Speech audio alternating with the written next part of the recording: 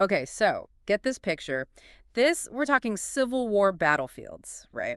Specifically, Shiloh, 1862. Shiloh, yeah, brutal, brutal battle. Chaos, carnage, the works. But then, amidst all that, you've got these reports of something really strange happening. Wounds, like actual battle wounds, but they're glowing. Glowing wounds, yeah, it's one of those things that sounds almost too crazy to be true, like something out of a ghost story, you know. Totally. But here's the thing, sometimes even the wildest stories have roots in actual science. We dug into this, and it turns out the angel's glow, as it became known, might just come down to the fascinating world of dot glowing bacteria. And you know what's even wilder? The path to uncovering this connection starts with a couple of high school kids. High school kids, Yeah, seriously. you're real. Bill Martin, total Civil War buff, and his friend John Curtis, who is really into microbiology. Okay, so we've got history and science coming together already. I like where this is going. Wait, there's more. Bill's mom, Phyllis, she just happened to be a microbiologist. You're kidding. What are the chances? All right, and get this. She was studying a specific type of glowing bacteria, Photohabitus luminescens. Luminescence for short. Bit of a mouthful, I know, but trust me, this little bacterium is the star of the show.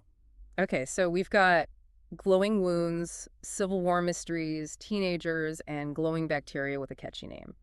This is already more exciting than my last trip to the grocery store, but what did they actually do with this connection? Well, under Phyllis's guidance, Bill and John dove headfirst into the world of P. luminescens. And I'm guessing this isn't just some run-of-the-mill glow-in-the-dark organism, right? Oh, absolutely not. This bacterium, it's got a life cycle that's equal parts fascinating and, well, let's just say a tad gruesome. Gruesome. Ah, now you've got my attention. Tell me more. So picture this. Whoa. P. luminescens hangs out in the guts of these tiny little parasitic worms called nematodes. Think of the nematodes like the bacteria's personal submarines. Okay, so these nematodes, they're like little taxis for glowing bacteria driving around inside some poor, unsuspecting insect. What happens next? Well, the nematodes, they've got a taste for insect larvae. Specifically, they like to burrow right into them. And guess what they bring along? A little glowing welcome gift. Exactly. The nematodes, they basically regurgitate the P. luminescens into the larva. Talk about a bad day. But here's where it gets really interesting. The P. luminescens, it doesn't just sit there. It starts releasing all these chemicals. Chemicals? Like what kind of chemicals? Some of them, they're pretty nasty. Toxic, in fact. They basically kill the insect larva. But here's the thing. P. luminescens, it also releases antibiotics. Antibiotics? Hold on, I thought antibiotics were supposed to help, not hurt. Well, in this case, it's all about self-preservation. The antibiotics, they wipe out any other bacteria that might be hanging around trying to get a piece of the action. So it's like a bacterial turf war, winner takes all. Exactly. P. luminescens sets up shop, multiplies like crazy, and enjoys its insect larva buffet, all thanks to those antibiotics. And remember that whole glowing thing? Yeah, well, scientists think that might actually attract more insects to the scene. Like a neon all-you-can-eat sign for insects. That's kind of brilliant and totally morbid at the same time. But how does any of this connect back to those glowing wounds on the battlefields of Shiloh? Right, because I'm guessing they didn't have, like, insect larva experts running around during the Civil War. Probably not high on their list of priorities. No, definitely not. But here's the thing. Think about the conditions at Shiloh. April, cold, damp, mud everywhere. Perfect conditions if you're P. luminescens.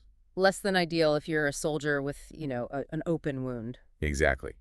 And remember those insects carrying the nematodes? Well, imagine you're a wounded soldier lying out there in the mud. Not exactly the most sanitary conditions. Pretty attracted to insects, right? So the nematodes, carrying their glowing cargo, they see these wounds as a potential food source. You got it. And that's where the teens' hypothesis comes in.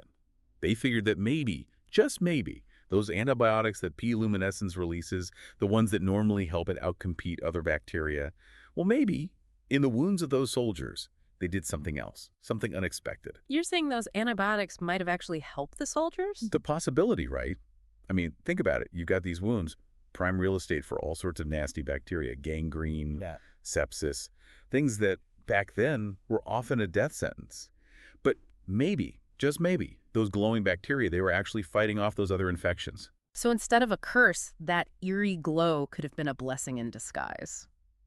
That's amazing. It's like those soldiers got a dose of accidental medicine from, of all things, glowing bacteria. But how do you even begin to test that theory? I mean, I don't think anyone's lining up to get infected with Civil War-era bacteria anytime soon. Yeah, that'd be a tough sell to the ethics committee. But the teens, they were clever. They came up with a way to test the theory without, any actual human guinea pigs. Okay, I'm all ears. How'd they do it? They basically created a stand-in for a nasty wound infection in the lab. They got their hands on some of those dangerous bacteria, the kind that can lead to serious complications, and then they introduced P. luminescens into the mix. What happened? Did it turn into a microscopic battle royale? It was more like P. luminescens swooped in and stole the show. The results were pretty clear. It significantly inhibited the growth of those harmful bacteria. So their experiment actually supported the idea that the glowing bacteria might have been acting like some kind of, I don't know, microscopic medic on those Civil War battlefields. That's incredible. I mean, this whole thing just makes you realize how much we still don't know about the world around us, right? Totally. We often think of bacteria as the enemy, something to be eradicated. Right. But then you get something like P. luminescens, potentially saving lives on a Civil War battlefield with its own little survival mechanism. It really makes you think. Right. It's like this little bacterium was way ahead of the game, churning out antibiotics long before we even knew what they were. Exactly. Yeah. It really highlights the incredible power of nature and how much more we might be able to learn from it. There are probably countless other secrets hidden away, just waiting for us to uncover them. And it's all about asking the right questions, being observant, and yeah, maybe being a little bit lucky, like those teenagers. Absolutely. Curiosity is key. You never know where it might lead you.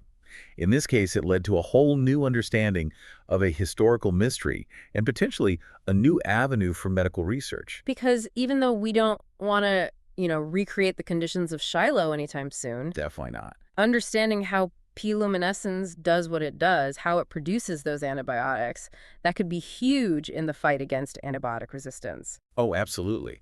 This is a story that started with a battlefield mystery and ends with the potential to improve human health in a very real way.